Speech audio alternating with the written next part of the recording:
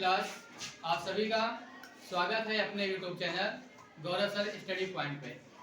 जैसा कि हम लोगों ने पिछली क्लास में पढ़ा था नंबर सिस्टम के बारे में, आज हम लोग उसी के आगे स्टार्ट करेंगे।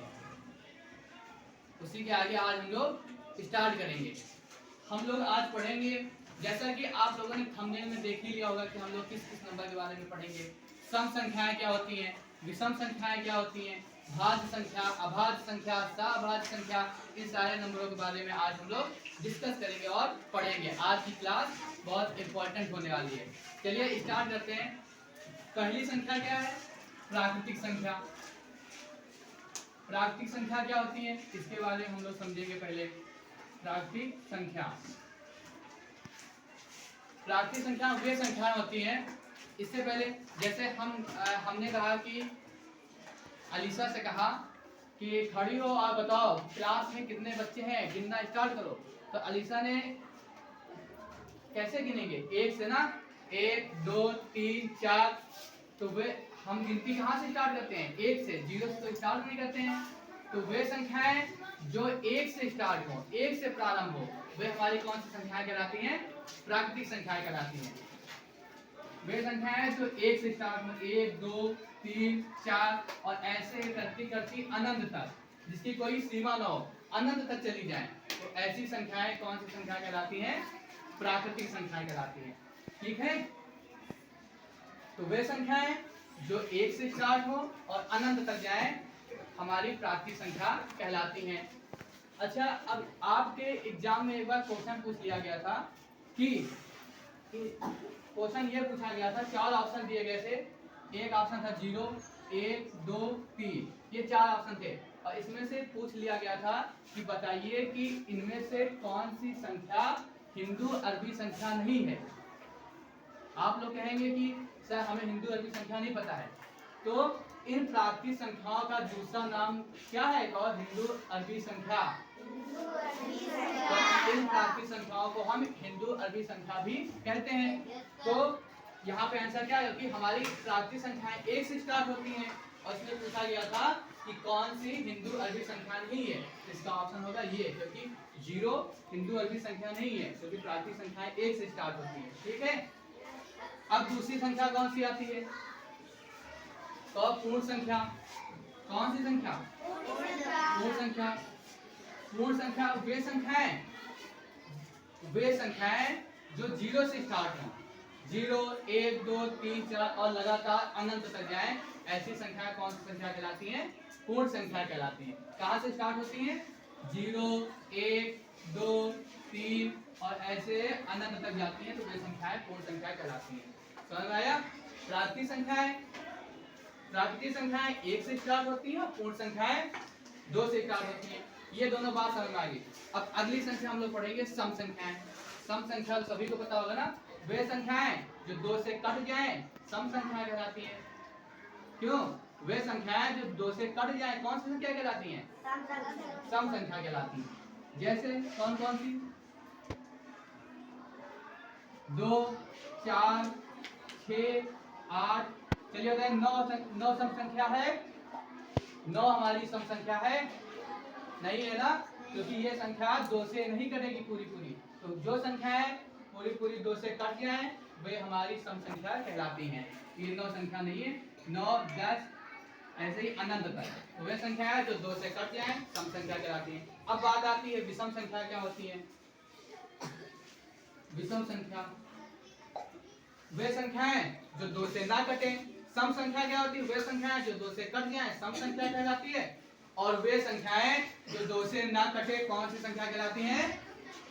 जोर से बोलो। विषम संख्या। हाँ, तो कौन कौन सी हो जाएंगी? 1 3 5 7 फिर 9 और ऐसे ही अनंत तक जाती है। ठीक है, समझ आया? सम संख्या विषम संख्या। अब इसके बाद अगली संख्या कौन सी आती है? तो अगली संख्या हमारी है पूर्ण वर्ग संख्या। कौन सी संख्या? पूर्ण वर्ग संख्या। इसके बारे में देखेंगे।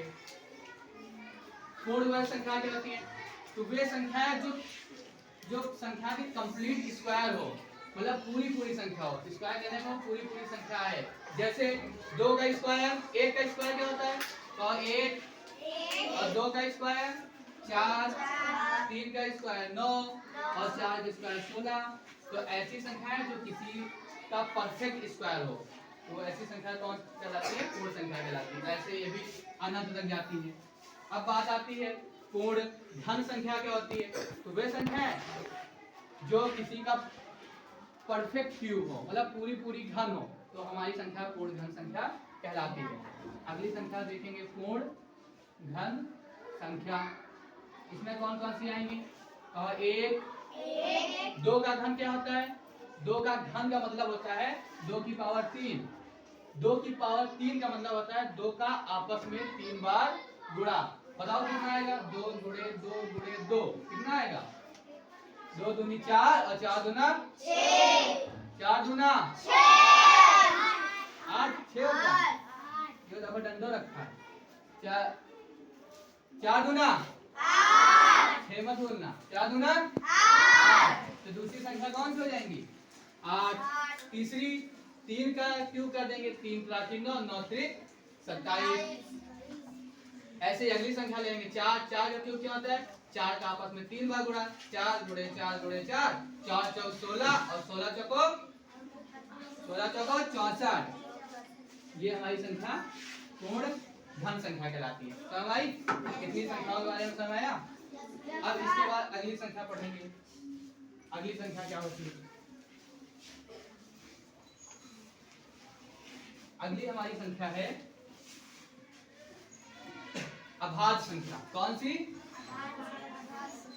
अभाज्य संख्या। कौन सी संख्या? अभाज्य संख्या। इंपॉर्टेंट है, ध्यान से पढ़ना। तो अभाज्य संख्या की एक डिफिनेशन यह है कि हम लोग अभाज्य संख्या की डिफिनेशन क्या कहते हैं? ऐसी संख्या जो 1 से और स्वयं से कटे, वह कौन सी संख्या कहलाती है? अभाज्य संख्या। वह संख्या जो 1 से और स्वयं अपने से कटे, किसी दूसरे से ना कटे, अभाज्य संख्या कहलाती है। लेकिन हम लोगों ने यह भी पढ़ा है कि एक जो होती है, एक संख्या जो है वो तो ना तो अभाज्य है और ना ही अभाज्य।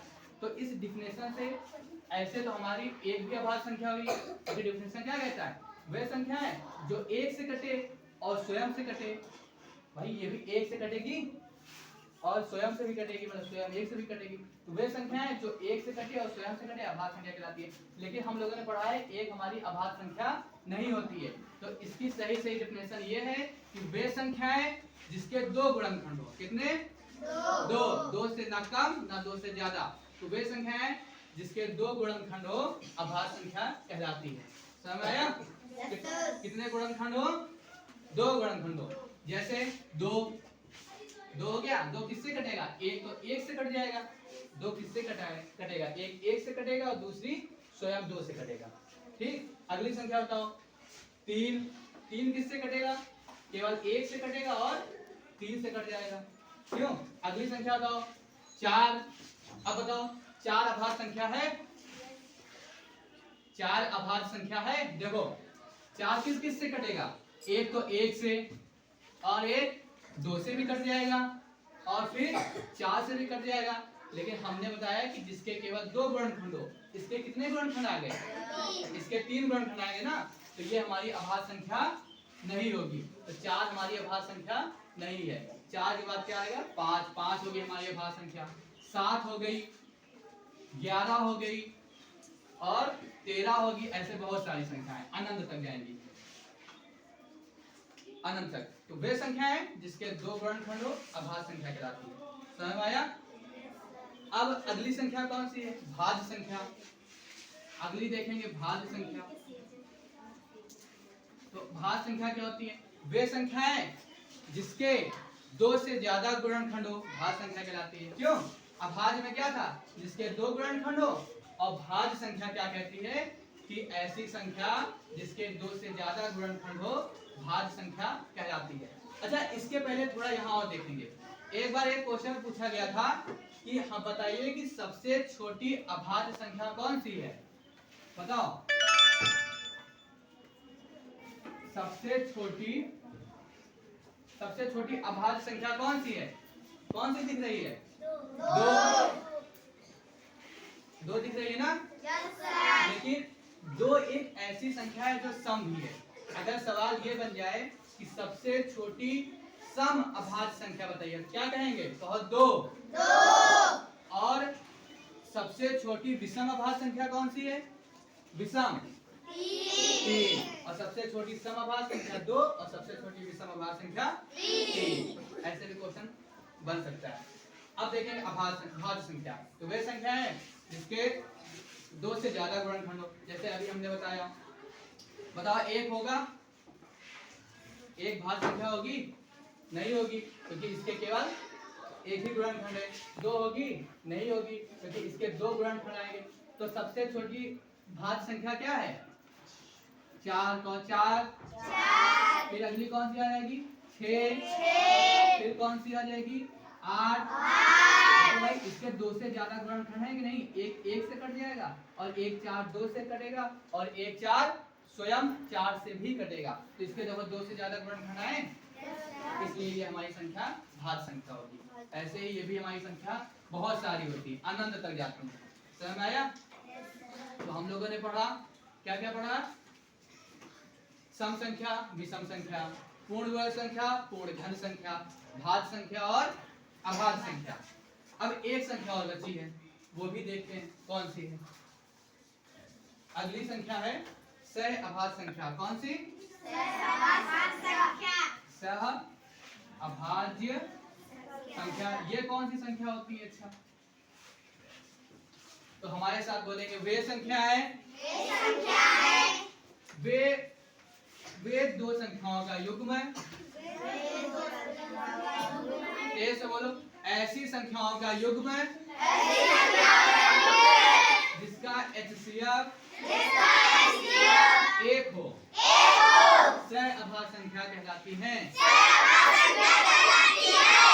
जैसे 1 और 2 सहभाज्य संख्या है, क्यों? अगली संख्या 2 और 5 ले लेते हैं।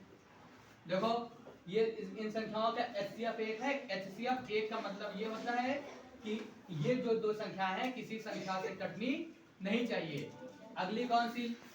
अगली बताओ तुम लोग, कौन सी ले सकते हैं? 23 और 25। अब यहाँ कहोगे सर 25 तो 5 से कट जाता है, लेकिन 23 5 से कटता है? दोनों संख्याएं कटनी चाहिए। अगर दोनों संख्याएं कट गई एक ही नंबर से, वो हमारी सहभाज्य संख्या नहीं होगी। समझ में आया ना? ये हमारा था आज का पाठ। जितनी संख्याएं थी हम लोगों ने सारी संख्या पढ़ ली है। अब इसके बाद हम लोग नेक्स्ट क्लास में इसके क्वेश्चन करेंगे, जो थोड़ा बच गया है वो भी करेंगे। और फिर पढ़ते रहिए आप लोग, अच्छे से मेहनत करते रहिए, और वीडियो को शेयर करिए, सब्सक्राइब करिए, कमेंट करिए, और खूब पढ़ते रहिए। और इसके बाद अभी हमारा गौरव सर की क्लास होने वाली है साइंस की, उसमें जाइए, अच्छे से पढ़िए, खूब सब्सक्राइब करिए, प्यार दीजिए, और बाकी मिलते हैं कल की क्लास में। धन्यवाद, जय हिंद।